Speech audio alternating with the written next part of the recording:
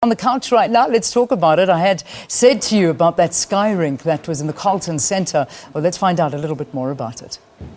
Oh yes, Lian, thank you so much. Now, the iconic Carlton Centre building here in Johannesburg Central Business District will soon be home to a world-class multi-million rand film production studio. The new film studios, which is called the Sky Rink Studios, is being built at the site of what used to be the Ice Rink at the top of the building. Joining us now this morning to talk more about this is Marvin Mathibe. He's the Executive Director from Sky Rink Studios. Good morning to you and welcome to Morning Live. Morning, thank you. Thank you so much for your time. Now, what inspired you to build such a state-of-the-art studio?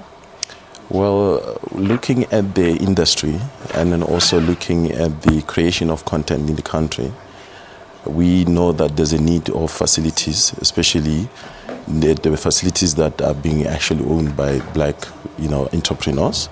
So that's the space that we looked at, and we say, you know what, we need to create something that will be able to also help the industry to grow economically. So that was the thinking behind that. So you saw the gap and the need, and then you came up with this beautiful concept. Yes. But in terms of finances, that should be quite a bigger challenge. How did you overcome such? It's always a challenge for entrepreneurs to be able to access funding. But I think more than anything else, what is key is that if you've got the drive and the willingness to be able to, go through the struggles and finding ways of actually, accessing relevant, funding agencies. And then that had to do with also, like my team, which within the Skyrink, we are 3 directors. My chairman, which is Frank Mohapi, and also Miles Britton Masigela. The 3 of us, we actually sat down based on the fact that we saw the gap in the market.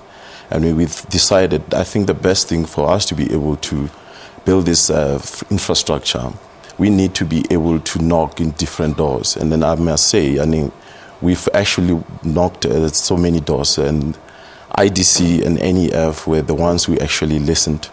And then they actually started working with us based on the dream.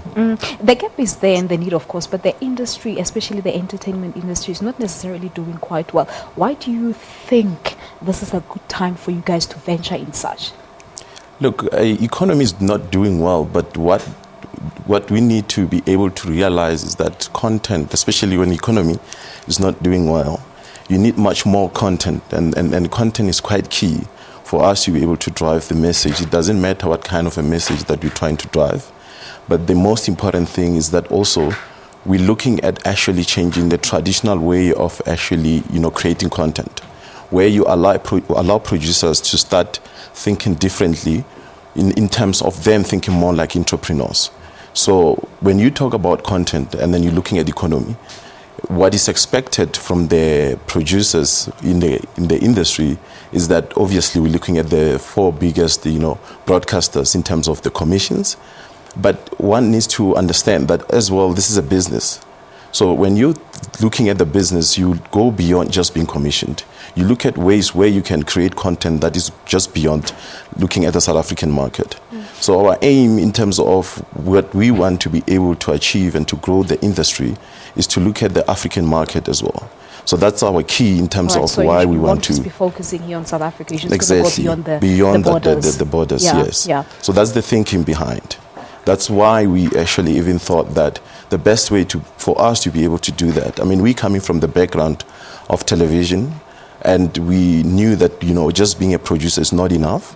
And then the key things were like facilities, infrastructure.